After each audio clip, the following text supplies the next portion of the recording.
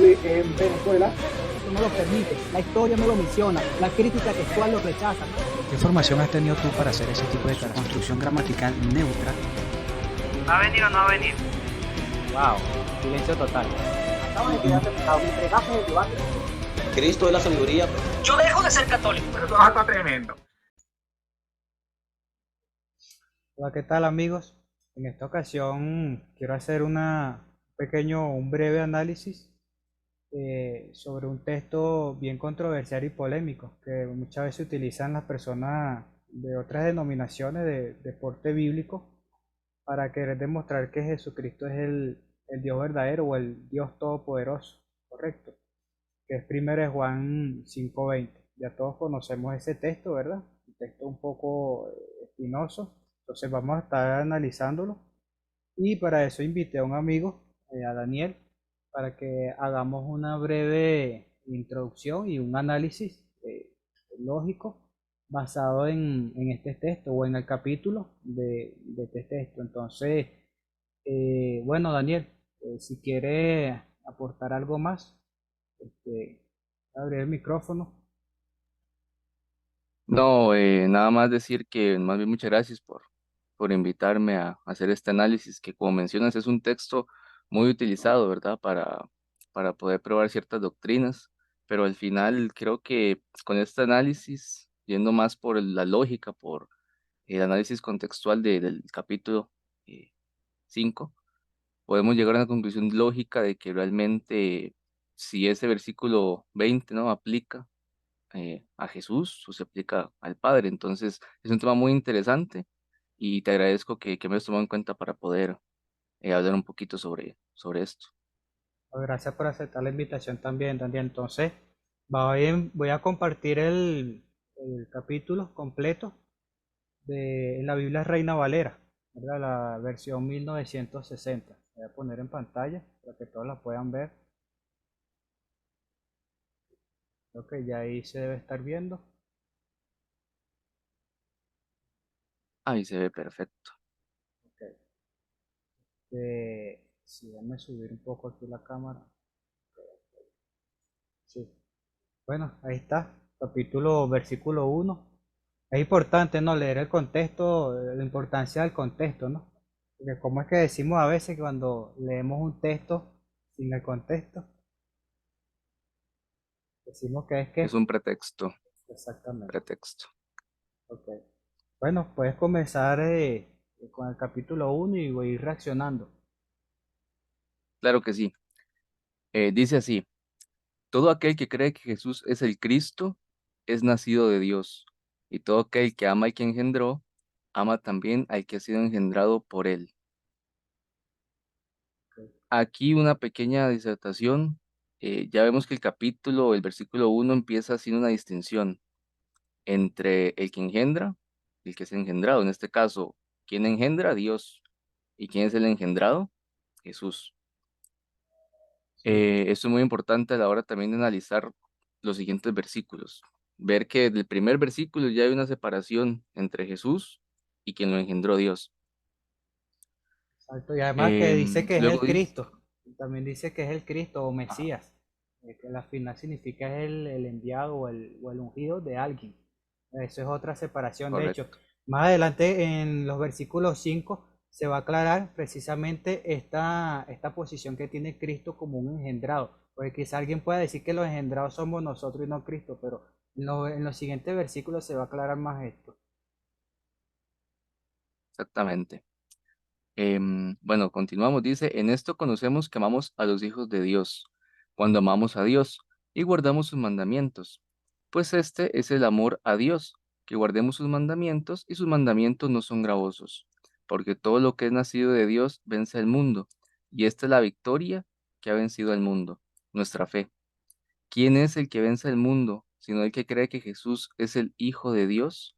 Aquí otra pequeña acotación. Podemos ver que del versículo 2 al versículo 5 se habla de Dios como aquel al que debemos guardar sus mandamientos. Y algo muy importante aquí es que habla de que, bueno, de vencedores, ¿no? De alguien que venció al mundo. Y aquí se hace una clara distinción en el versículo 5 que los que vencen al mundo son los que creemos que Jesús es el Hijo de Dios.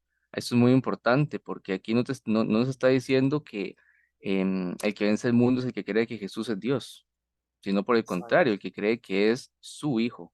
No sé qué piensas al respecto, D'Angelo. Sí, totalmente. Aquí era el momento claro, ¿verdad? Para ratificar lo que después se iba a decir en el versículo 20. No es ningún problema para Juan. Si Juan creía exactamente lo que creen los evangélicos acerca de 1 Juan 5:20, aquí la declaración tenía que ser, ¿quién es el que vence al mundo sino el que cree que Jesús es el Dios verdadero? ¿Cuál es el problema que Juan hubiera dicho eso? No había ningún problema. Sin embargo, fíjense la distinción que él hace. ¿Y dónde estaba Cristo cuando Juan dijo esto? Cristo estaba ya en el cielo. Cristo ya estaba en el cielo. Para que si acaso alguien vaya a decir, no, pero es que eso es cuando estaba como hombre aquí en la tierra, ¿no? Ya Cristo estaba en los cielos. Y fíjate, Juan lo sigue mencionando como el Hijo de Dios.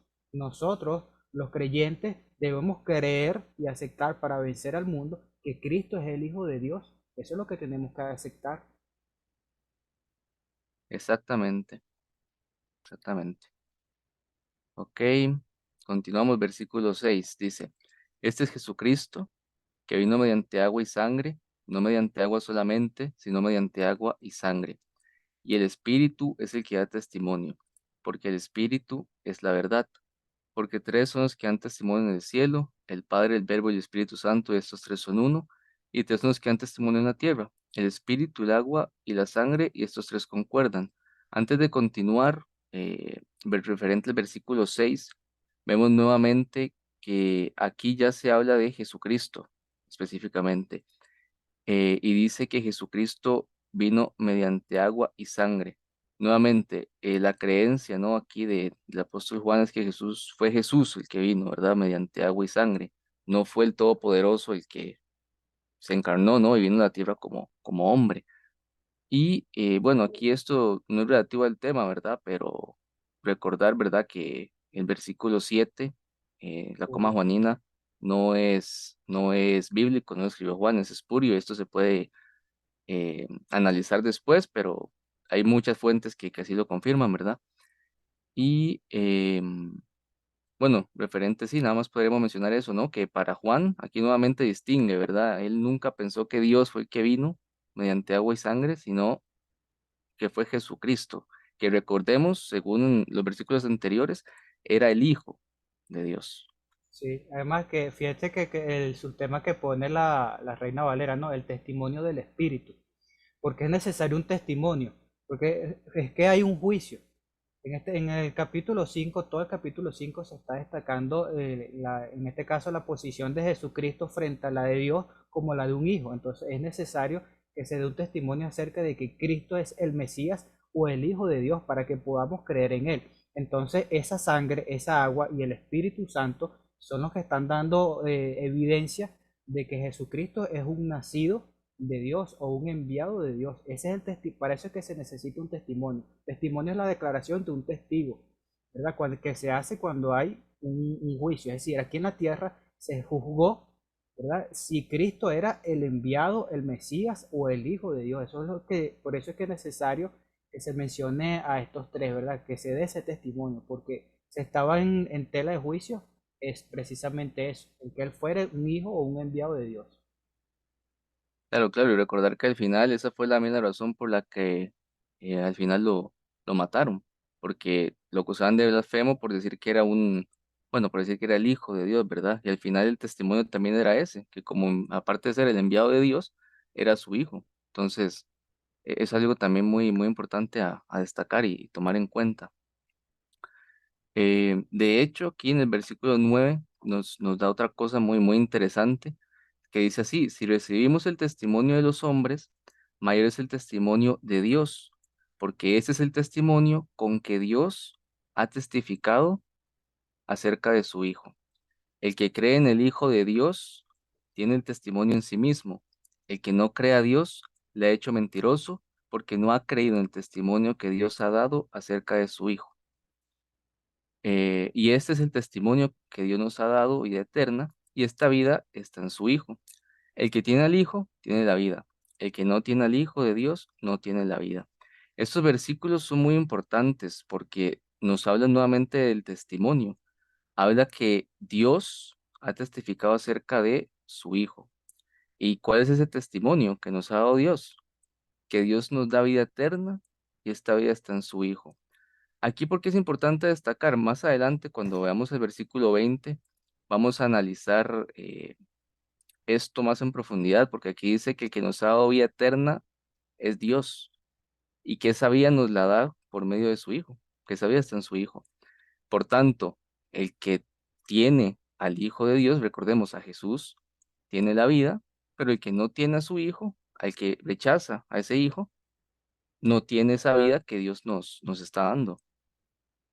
Sí, y además que si el testimonio de Dios es que Jesucristo es su Hijo, entonces, y quien no cree eso está haciendo de Dios un mentiroso. Y precisamente son las personas que creen que Jesucristo es el mismo Dios que vino aquí a la tierra, los que están haciendo de Dios un mentiroso. Están haciendo de Dios un mentiroso porque Dios para eso lo envió, para que o Dios se esforzó, ¿verdad?, en que se dieran estas evidencias de que ese era su hijo, no precisamente de que fuera Dios mismo. Entonces las personas que creen otra cosa realmente están haciendo a Dios un mentiroso, como dice el texto. Exactamente. Bien interesante esto, ¿no? Y además que tomando en cuenta ya los primeros versículos, podemos dar a entender entonces de que Jesucristo es un engendrado de Dios, porque todo aquel que sigue esos mandamientos es un engendrado de Dios.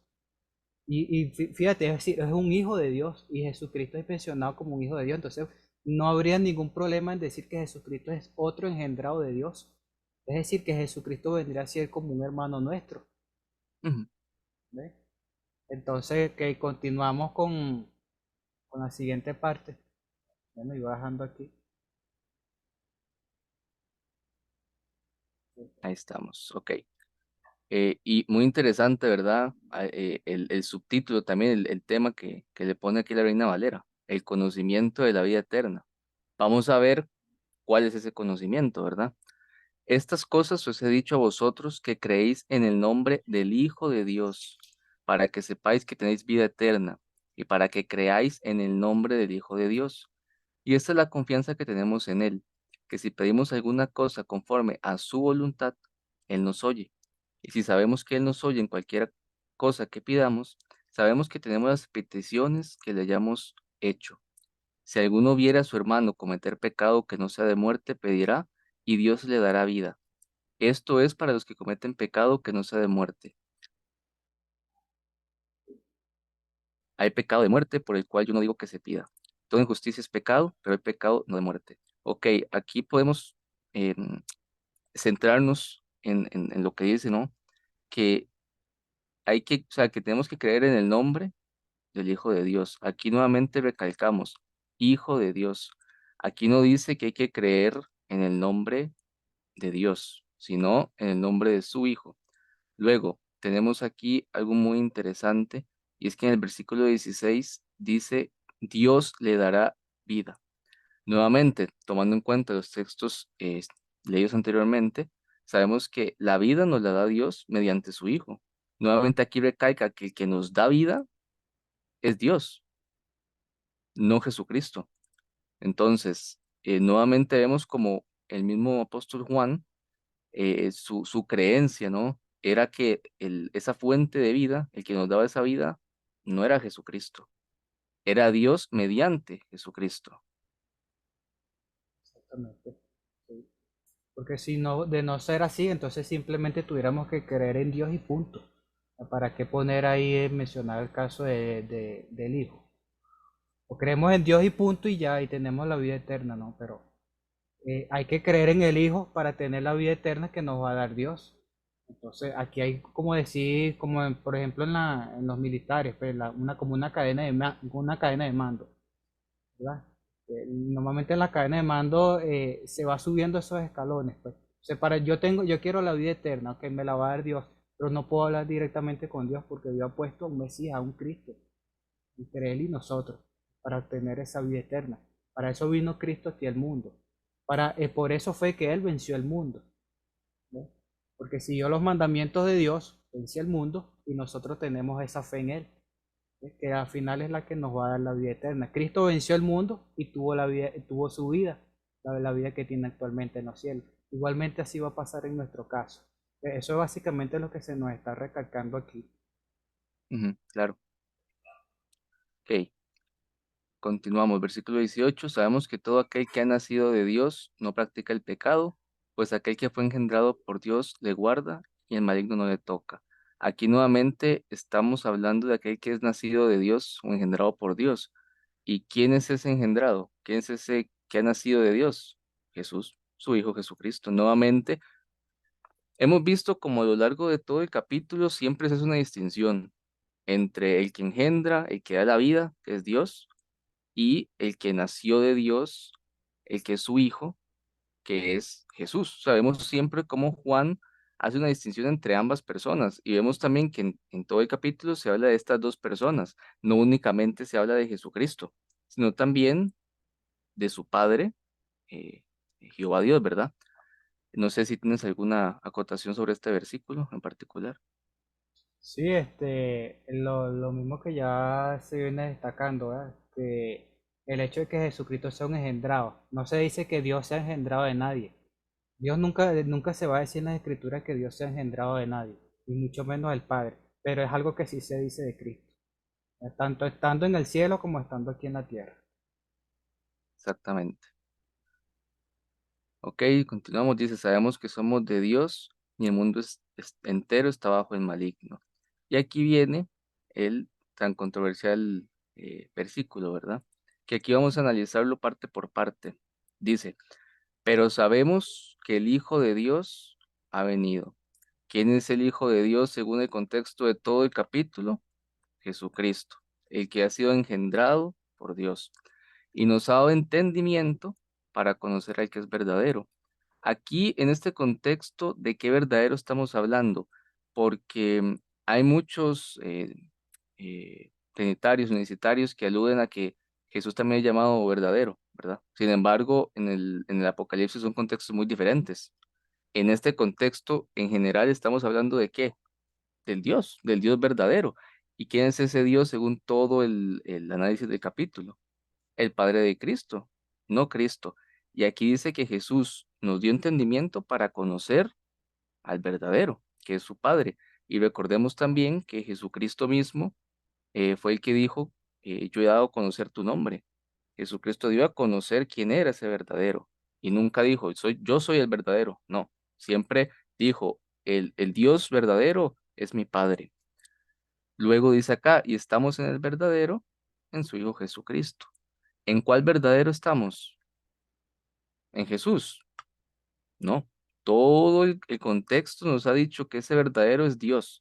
Y ese Dios es el Padre de Jesús. Y nuevamente nos dice que estamos en ese Dios al estar en su Hijo. Y finalmente, este es el verdadero Dios y la vida eterna. ¿Quién es el verdadero Dios? Bueno, el que mismo Cristo testificó que era ese Dios que también testificó que Jesús era su hijo, no que era su coigual. ¿Quién? El Padre. Y nuevamente, la parte donde dice, y la vida eterna. Acá se mencionó dos veces en el capítulo quién nos da la vida y quién es el que nos da esa vida. Dice en algún lugar, Jesús nos da vida, Jesús nos regala vida. No, dice que es Dios el que nos da esa vida, mediante su Hijo, sí, pero esa vida proviene de Dios. Por tanto, el contexto no avala, ¿verdad?, que se esté refiriendo aquí en ningún momento a que ese Dios verdadero y aquel que nos da vida eterna es Jesús, sino por el contrario, que es su Padre. No sé qué puedes mencionar tú al respecto. Sí, claro, fíjate que Jesucristo vino para darnos entendimiento, ¿no? ¿Entendimiento de qué? De que Él era el Dios verdadero. No tendría mucho sentido esto, porque Jesucristo mismo Él dijo que Él no daba testimonio de sí mismo, sino de aquel del que lo envió. Y fue el mismo Juan, en Juan capítulo 1 versículo 18 que dice que a Dios ningún hombre lo ha visto, sino que el Hijo es el que nos lo ha dado a conocer o nos lo ha hecho entender, ¿verdad? Ese es el que vino aquí nos dio ese entendimiento, ¿verdad? Entonces no tendría mucha lógica que Jesucristo haya venido para darnos entendimiento de quién era Él, si Él era un enviado por otro, ¿verdad? Es como que yo envíe a un representante mío y ese representante se representa a sí mismo y no me represente a mí. cuando realmente es para eso es que fue enviado. Entonces Cristo no puede ser aquí el verdadero Dios y la vida eterna porque de hecho en el capítulo 17, versículo 2, él identifica a su Padre, que es una oración que él está haciendo a su Padre. Él dice que él alzó la vista a su cielo y dijo Padre. Entonces en el versículo 1 y 2 se identifica, Jesucristo identifica al Padre como el origen de la vida eterna. Y luego dice en el 3 que la vida eterna nosotros la obtenemos gracias a conocer a Dios, que es su Padre, y a quien Él envió, a Jesucristo, ¿verdad? Entonces, fíjense, si vamos a analizarlo como un trinitario, entonces ya la Trinidad sería de dos, ¿verdad? Porque fíjense, las declaraciones anteriores que había hecho Cristo, que escribió el mismo Juan, y en todo este capítulo el contexto solamente se menciona a dos, entonces la Trinidad de dos, ¿verdad? Y nuevamente, si es el unicitario, en el caso que estemos hablando con un unicitario, ¿por qué no dirigirnos directamente a Dios y ya? Menciona a Dios, ¿qué dijo? ¿Para qué? Si a la final es la misma persona. Si Cristo nos dio entendimiento de Él mismo, no tiene mucho sentido, porque Él mismo lo dijo. Creo que fue en el capítulo 5 donde Él dice que si Él diera testimonio de sí mismo, su testimonio no sería verdadero. Exactamente. Y algo muy interesante que mencionaste es cuando mencionaste Juan capítulo 3 versículo, Juan 3:17, versículo 17, donde aquí, obviamente, para que alguien nos pueda dar entendimiento para conocer a otra persona, esa persona que nos da entendimiento tiene que él mismo saber lo que está diciendo, ¿no? Tiene que conocer a aquel al que está dando a conocer. Por tanto, tenemos que entender también quién era Dios para Jesús. Jesús en ese versículo lo deja muy claro para él quién era ese único Dios verdadero, su Padre. Y se excluye por completo de ser ese Dios verdadero al decir el único Dios verdadero y aquel a quien enviaste. O sea, ahí mismo queda claro que Jesús no es el Dios verdadero, sino el enviado de ese Dios verdadero. Y Jesús mismo lo sabía y es lo que él predicaba y lo que él enseñaba. Por tanto, cuando aquí dice que nos dio entendimiento para conocer al verdadero, queda claro también analizando qué es lo que pensaba Jesús de ese verdadero, que era él, que él era ese Dios verdadero. No, que ese Dios verdadero era su Padre.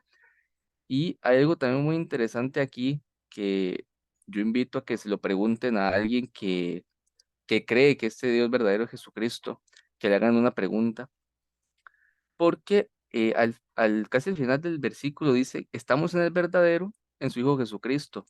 Muchas personas reconocen, ¿verdad?, que el primer verdadero es Dios, que no es Jesucristo, pero luego dicen que ese segundo verdadero que sale ahí sí es Jesús. Yo invito a que le hagan la siguiente pregunta. Este texto se puede interpretar de tres maneras. Estamos en el verdadero, ok, ese verdadero es Dios, Jesús o el primer verdadero, que también es Dios. Entonces, si esa persona entiende que ese verdadero se refiere a Dios, estamos pongámoslo así, estamos en Dios, en su Hijo Jesucristo. Ok, está distinguiendo nuevamente que Jesús no es Dios, no es el verdadero, sino que es su Hijo, ¿cierto?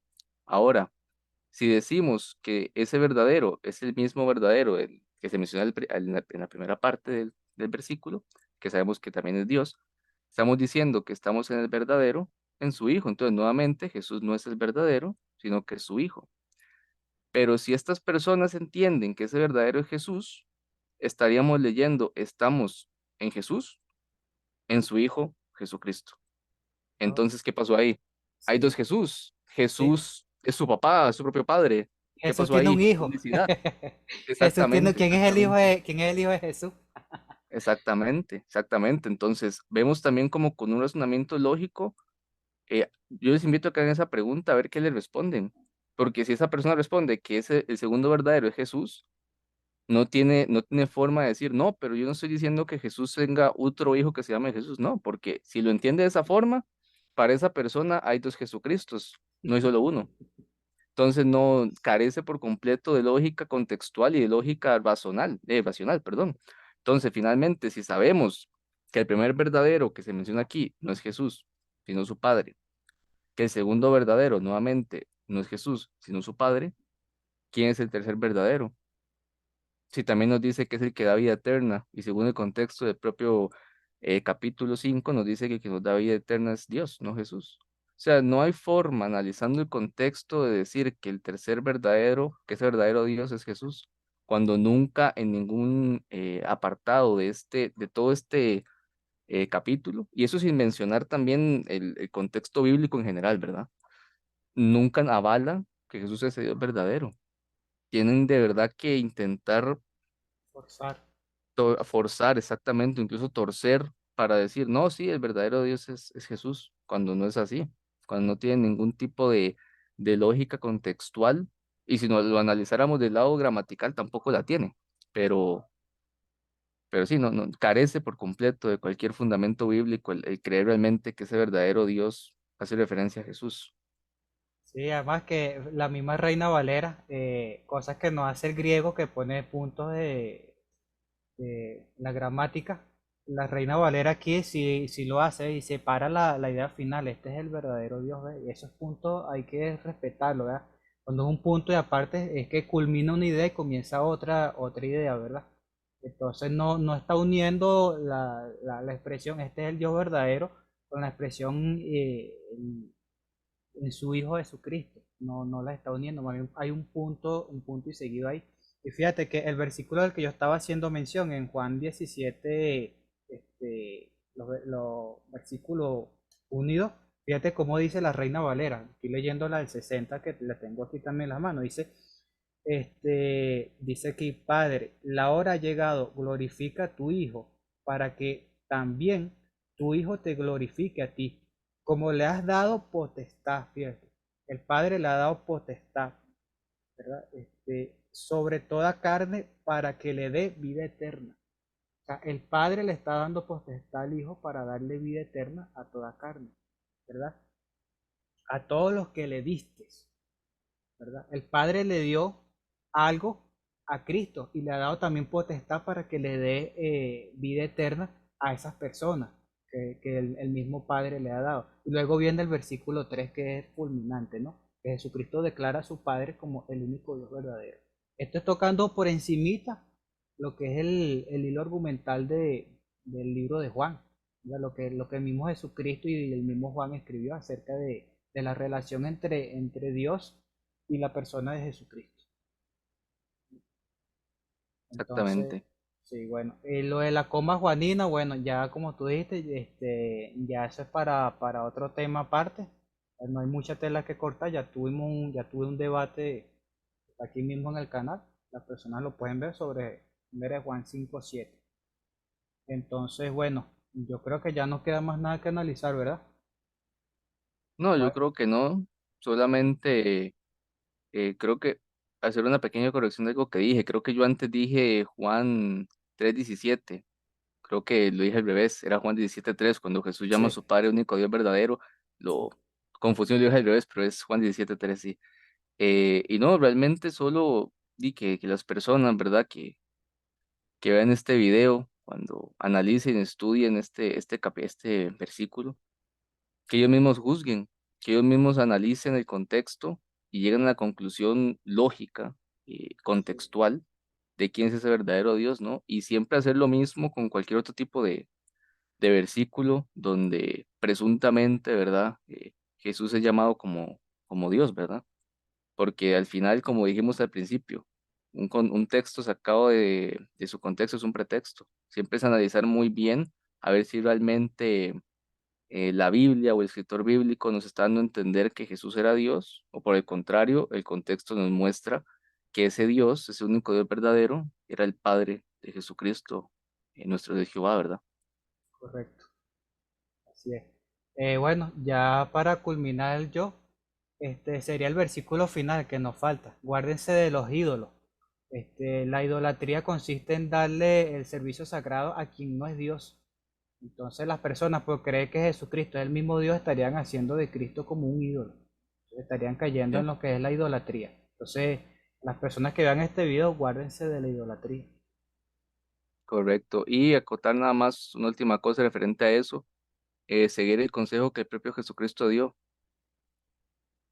cuando Satanás lo tentó, ¿verdad? Que citando el Antiguo Testamento, Jehová nuestro Dios es el único al que tenemos que adorar y rendir servicio sagrado. Así que, eh, como dijo D'Angelo, cuidarse de no cometer idolatría y seguir el ejemplo de Jesús, que él mismo siempre al único al que le dio adoración fue a su Padre, seguir ese ejemplo y recordar que el único que tenemos que adorar, según palabras del propio Jesucristo, es su Padre Jehová y no a nadie más, ni siquiera a él. Bueno, gracias Daniel, gracias a todas las personas que vean este video. Y bueno, estaremos más adelante haciendo otros análisis. Que tengan buenos días, buenas tardes y buenas noches. Gracias Daniel. A ti, D'Angelo, buenas noches.